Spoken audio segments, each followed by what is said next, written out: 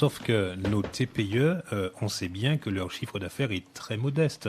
Est-ce que vous pensez qu'un patron, un petit patron, petit entre guillemets, va pouvoir proposer une prime d'intéressement à tous ses salariés? Une entreprise qui a moins de 10 salariés, par exemple, ça va être compliqué. Mais bien évidemment, dans le cadre actuel, elles sont étouffées, elles n'ont rien à donner, elles n'ont rien à offrir.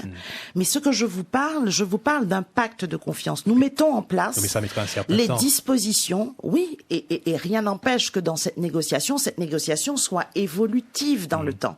Mais nous mettons en place le cadre pour que les entreprises, et pas que les entreprises, parce qu'on parle des entreprises, mais il faut parler des très petites, il faut parler des auto-entrepreneurs que nous avons ici, il faut parler des indépendants, et c'est ce que nous faisons. Lorsqu'aujourd'hui François Fillon propose qu'il y ait un alignement du régime entre les artisans, les commerçants et les auto-entrepreneurs. Parce qu'il y avait souvent une distorsion de concurrence. Vous aviez des artisans et des commerçants qui étaient soumis à des charges et qui ne comprenaient pas qu'un auto-entrepreneur qui, lui, a une activité parfois similaire à la sienne ne paye pas les mêmes charges.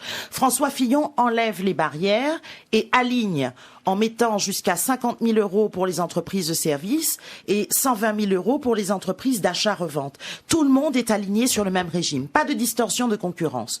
Maintenant, le cadre est mis en place. Il faut que le pacte de confiance fonctionne. Nous accompagnons les entreprises parce que c'est elles qui peuvent produire la richesse et créer des emplois.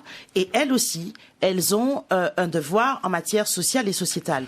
Mais le pouvoir d'achat, vous savez que c'est pas que ça. Karine Mousseau, vous direz alors oui, quelque juste chose pour rajouter quelque chose à ce qu'a dit Diane.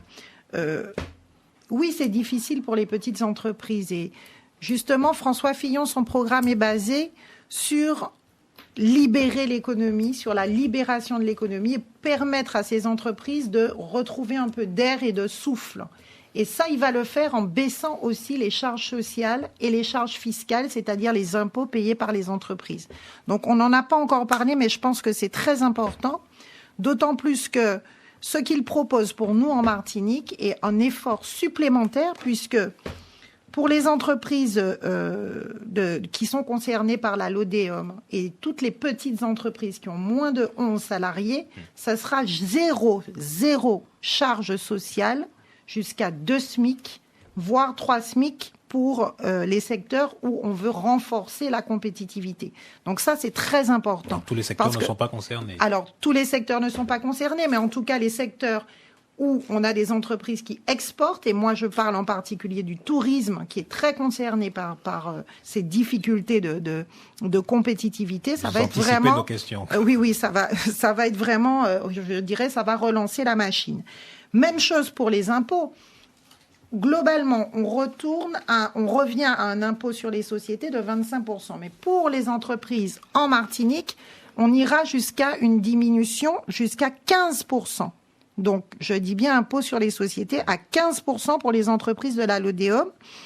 Et il faut renforcer évidemment les zones franches globales qui existent déjà, mais il propose un nouveau statut d'entreprise franche, c'est-à-dire d'entreprise qui ne paye ni impôts ni charges sociales, ou en tout cas très peu. Je vous dis, dans ces secteurs où on est concerné par la compétitivité, c'est-à-dire où on exporte, et en particulier... Je parle du secteur hôtelier dans le tourisme, où on n'aura plus de droits et de taxes à payer. Et c'est bien ce qui entrave la compétitivité aujourd'hui de l'hôtellerie en Martinique. Ce sont toutes ces charges que nous avons à payer en plus de nos voisins, avec lesquels nous sommes en compétition et qui font que nous ne nous en sortons pas. Et vous savez de quoi vous parlez, puisque je rappelle que vous êtes la présidente de quoi je parle, du comité martiniquais. Et c'est vraiment une mesure qui va rebooster le secteur touristique en Martinique, on en a besoin. Il a été question à un moment de Small Business Act, je crois, dans le programme de François Fillon. C'est tout cela que ça comprend ?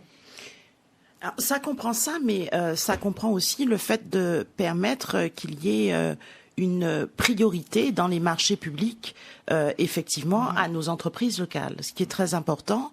Ça se fait déjà un peu avec l'allotissement, c'est-à-dire découper des marchés en petits lots pour qu'ils soient accessibles effectivement à nos entreprises martiniquaises. Et c'est un peu ça, ce pacte, faire en sorte qu'il puisse y avoir une plus grande participation, en tout cas sur le plan local, de nos acteurs économiques martiniquais. Un mot sur nos seniors, Alain. Alors oui, François Fillon veut repousser l'âge légal de la retraite à 65 ans. Donc fini le compte pénibilité. On ne prend plus en compte la souffrance au travail, la maladie liée au travail, le burn-out, le stress. Karine Mousseau? On le prend en compte plus que jamais, mais quand on regarde, évidemment qu'on le prend en compte, puisqu'on vous a parlé de tout ce qui va être mis en place sur la santé. Et pour rajouter à ce que vous dites, je dirais que l'intérêt que François Fillon met sur la prévention en matière de santé, je pense que ça fera la différence. Parce que prévenir, c'est guérir, comme on dit, et ça coûte moins cher que de guérir. Comment on favorise l'embauche des jeunes, par exemple, quand on repousse l'âge de la retraite ? Eh bien, écoutez, l'un n'empêche pas l'autre. Aujourd'hui, nous savons que nous vivons plus longtemps et que nous vivons en meilleure santé. Moi, j'ai une maman peut-être qui m'écoute aujourd'hui, maman, j'ai manqué à espérer ou qu'à écouter moi, qui a 68 ans et qui est en pleine forme, qui a travaillé jusqu'au bout et qui aurait pu travailler plus encore. Nous vivons en pleine forme et nous vivons beaucoup plus longtemps. Donc ça, c'est un fait. L'un n'empêche pas l'autre. Je vous ai dit tout à l'heure que l'important, c'est notre croissance économique et que plus nous travaillons, plus nous allons créer des richesses et plus nous aurons des richesses à nous partager. Donc, je veux dire, travailler plus longtemps n'empêche pas l'embauche des jeunes, d'autant plus que pour l'embauche des jeunes, il a prévu justement dans son programme un certain nombre de mesures importantes.